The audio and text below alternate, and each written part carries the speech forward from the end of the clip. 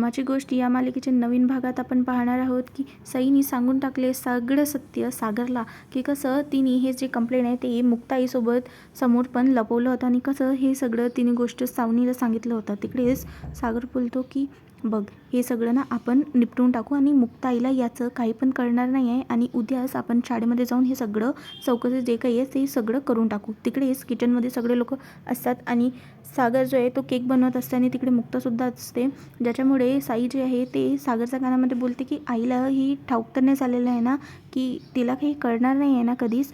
आणि तिकडेच मुक्ता जी आहे ती बोलत असते की हे दोघं बोलत आहे तर काय लपवत आहे हे तर मला जाणूनच घ्यावं लागेल. तिकडे मग सागर बोलतो की तू काळजी नको करू, तुझ्या आईला आतापर्यंत मी काहीसुद्धा सांगितलेलं नाही आहे आणि तिला हे सगळं माहिती कळणारसुद्धा नाही आहे.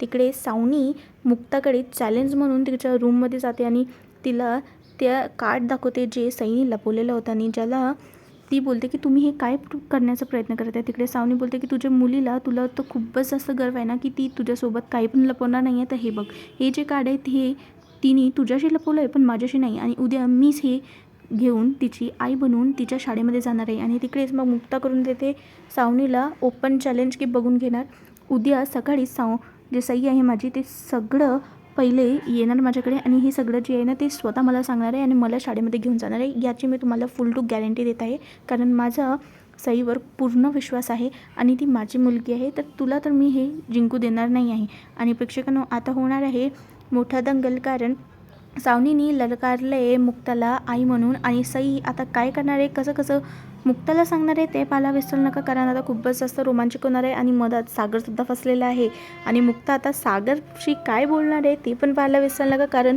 खूपच जास्त गोंधळ होणार आहे. आणि प्रेक्षकांनो, असेच या मालिकेचे मोर अपडेटसाठी चॅनलला आमच्या सबस्क्राईब कराल.